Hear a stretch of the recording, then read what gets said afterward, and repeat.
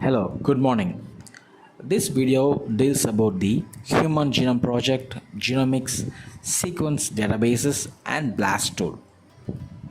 The first thing is the Human Genome Project. This project was aimed to sequence the whole genome of the human. So this one provides us a map of the human genome. So with this data, we can move around the genes and we can play and we can know what is it, and it's more of it will be more useful in exploring the human genome.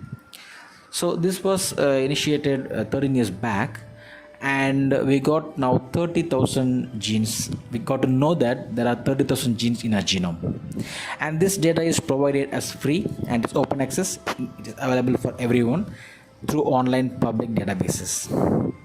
What are the applications of this human genome project? We can use them for molecular medicine, means through genetic research medicine will be looking into more fundamental cause of diseases rather than treating the symptoms. So we can know the genetic background of the disease, and we can screen them for diagnosis to the screening through genetic methods for the diagnosis, and also DNA based tests will give us more reliable answers, and the genetic information of a person gives us likelihood of disease in future. And the next aspect is we can use them for waste control and environmental cleanup. For example, the gene sequence from the microbes, which can live under different extreme conditions, will give us some useful information, useful knowledge. By learning that, we can employ those specific genes for cleaning up the environmental pollutants, or maybe for some extraordinary purpose we can use. And the third thing is the energy sources. Some bacteria or algae might have the methane producing or biobutanol producing or any biofuel producing capacity. So those things can also be known by using this genome sequencing method. And the final one is risk assessment. So we can even assess the risk of developing cancers through this genomic data. And next is, what is a genomics and how it is categorized. So basically genes is individual element present in a human or cell, and genome is the whole genetic elements, whole genetic thing is called as genomics. And these are of three types: structural genomics, which gives the structure of gene and the structure of protein in the genome. And the next thing is functional genomics, which shows the functions of the gene and protein. And the third aspect is the comparative genomics, which compares the genome of two closely related or different organisms for other analysis. So the key points to be remembered is, this genomics is a computer aided study which analyzes the structure and function of entire genome of an organism, and it deals with mapping and sequencing of genes on the chromosomes. And use of genomic techniques has become so important in case of plant breeding, animal breeding, and microbial techniques and recombinant technologies. Okay, so this technique is kind of indispensable in future knowledge. So this is a snip of what we can do with this genomic data. First, we can start with the genetic paternity test to find out the parents of an disputed child, and to know the genetic compatibility, and we can see the genetic ancestry, and we can make a genetic fingerprinting, DNA profiling of individual persons, so which will be used in future for criminal investigations, and genetic risks, identifying the disease risks. And finally, to develop personalized medicines where we can treat individuals with individual based therapies. Okay, these are the comparisons of this structural genomics and functional genomics, where the main concern of structural genomics is getting the sequence and mapping it where it is present, and whereas the functional genomics is to know the expression and function of a specific gene or the genome. So the structural genomics determines the physical nature of the genome, whereas the functional genomics deals with the expression of all these genes and what they do, how they control the body, that sort of things.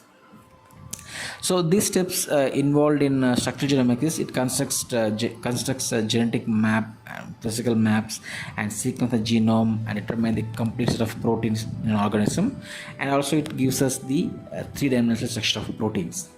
Whereas in case of functional genomics, it determines where that particular gene is expressed and what is the function specific to that one, and if there's a mutation, what it does. So all these things we can, the interaction between proteins also can be assessed using functional genomics.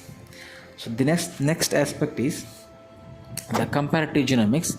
As you can see here, these images shows the human, mouse, and fish and the frog. They share some similarities among the sequences, and also they have some differences among the sequences. So this information is very, very crucial to identify any conserved proteins or evolutionarily conserved regions to assess the importance in function.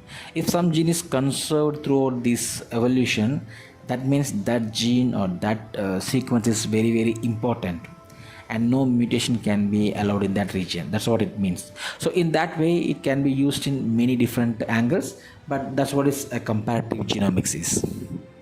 Next is, so all this data generated from the genomics and human genome or whatever genome you do sequence, that sequence has to be stored in a right place.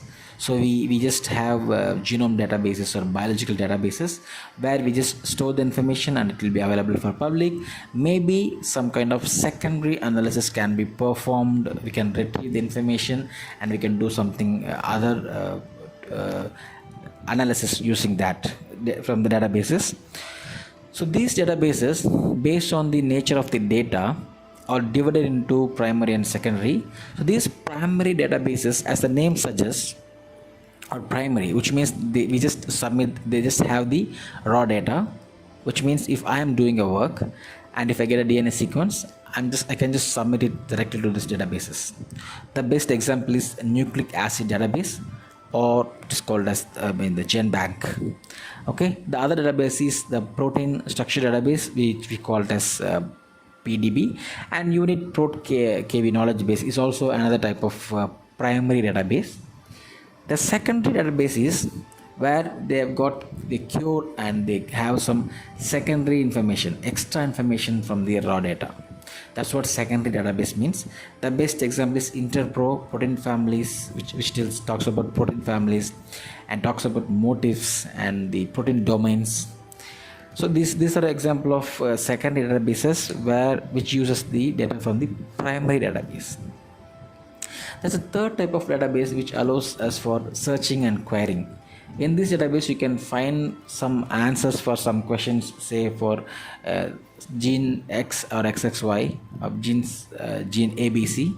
What is the role of that ABC and where that gene is present? You can find all these things by searching.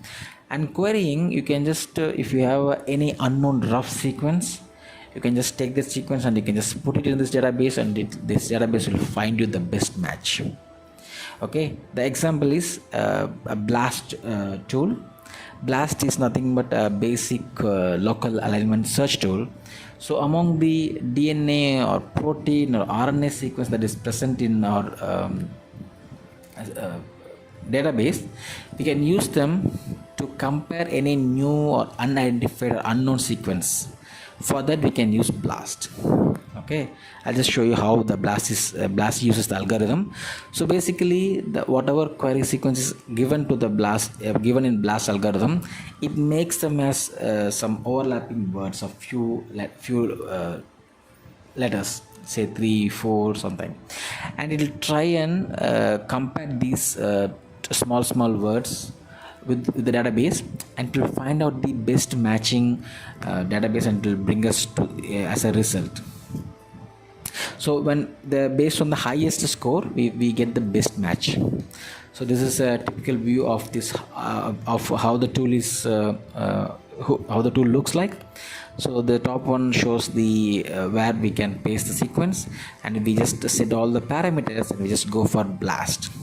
By doing the BLAST, this will result in a page like this, where this black indicates poor similarities and the red or purple indicates better similarities. And if you get more purple lines or red lines, it means that your sequence matches with a very good exact similar sequence from the database. So you'll get to know the exact gene what you're looking for. You get the name of the gene that you're looking for. So in this blast, we got so many parameters, like how much match it is, and if how much query is covered, how much sequence identity, and what is the score and e-value in separate columns. So it will be easy for you to know the details, how good your how better the sequence is matched. And e-value is the one that we use to select the but higher the lower the e-value, more significant the score and the alignment can be. So these are the other blast program types. First is blast nucleotide blast, or it is called as blast N, that compares the nucleotide query sequence against nucleotide sequence. I mean, if you give a nucleotide, it compares with the nucleotide present in the database. Protein blast or blast P is the one that compares amino acid sequence against the protein sequence databases. If you give an amino acid sequence, that will go and take and compare it with the protein sequence database, and it will give us a result. The blast X, it compares the nucleotide query sequence translated into all reading frames against a protein sequence database. So this is nucleotide to protein comparison. That is also possible. T blast N means this compares the protein sequence against nucleotide sequence from the database. So basically it just translates and it will read the compares the nucleotide sequence. So T blast X means it compares the 6 frame translations of nucleotide query sequence against the 6 frame translation of nucleotide sequence databases. So it basically translates the nucleotide and then compares it. Thank you so much.